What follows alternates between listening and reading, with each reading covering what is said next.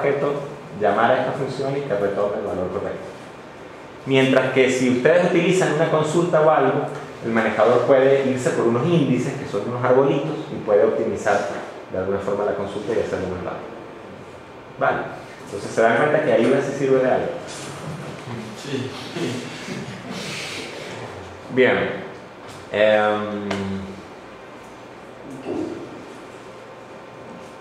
Sí, vamos a cerrar, faltan 2 transparencias realmente por hoy.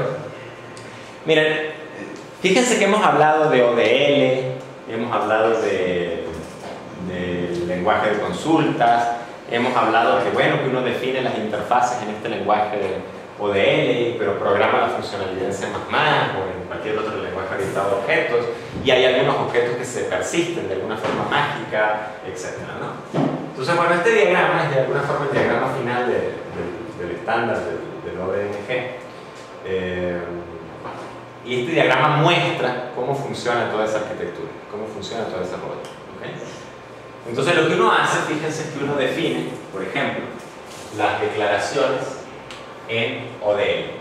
O sea, uno define, ¿se acuerdan de curso, estudiante, teacher assistant, profesor, etcétera? Esas definiciones que tienen las interfaces y los atributos, pero que no tienen la funcionalidad, no tienen la implementación. Uno las define en ODL. Entonces uno toma a lo mejor el sistema de gestión de base de datos, me provee un preprocesador de ODL que me transforma esas interfaces en esqueletos de implementación. Me dice, esta es la clase en C++ equivalente a esa interfaz que tú definiste. En esa clase particular, ¿okay?, es que yo implemento la funcionalidad del objeto. Ahí sí va la funcionalidad. Luego, si uno lo piensa un poco, uno tiene su aplicación, y su aplicación está escrita en C++. Entonces aquí tiene un conjunto de clases en C++ que se generaron del ODL, y aquí arriba uno tiene un conjunto de objetos o de clases que son las clases de mi aplicación. ¿Okay? Estas son las clases persistentes. Estas no. Estas sí, estas no. ¿Okay? Bueno, yo compilo todo eso. ¿Okay?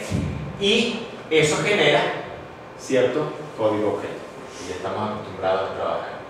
Y yo encadeno después ese código objeto con el runtime del sistema de gestión de base de datos orientado a objetos. Es como una librería, una biblioteca. ¿Bien? Como si estuvieran compilando con Aleph, que tienen que poner -L, tal cosa para compilar con Aleph. ¿Okay? Algo que me olvidé decir. Cuando ustedes compilan aquí el ODL y generan las clases, también generan cierta metadata para el sistema de gestión de base de datos.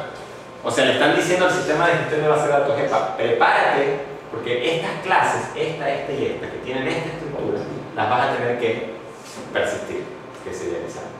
¿Okay? Y bueno, después de que encadenan esto, ustedes generan una aplicación, o sea, un programa que puede correr, que ya tiene sus clases persistentes, el runtime del manejador de base de datos, y que se puede conectar a la base de datos para utilizar las clases persistentes transparentemente. O sea, el modelo que teníamos básicamente aquí al principio de la clase, este modelo.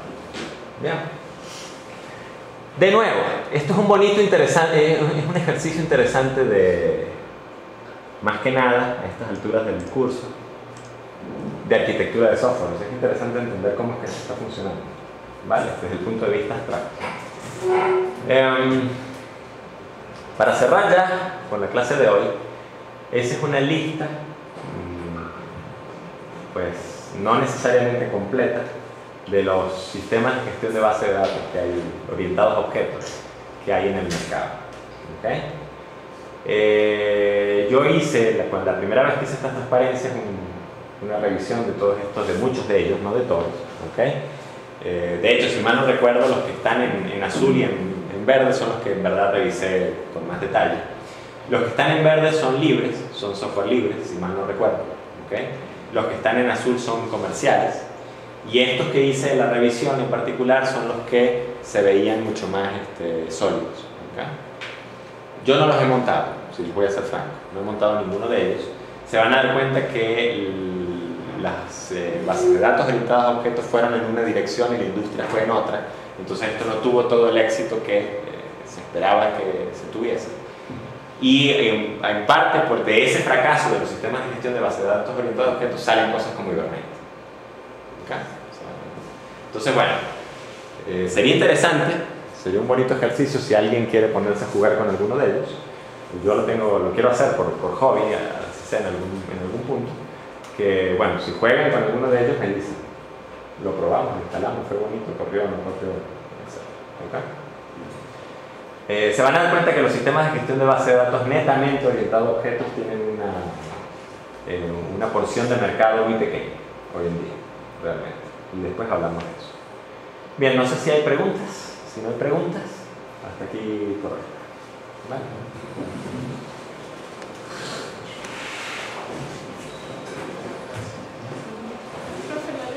La lista.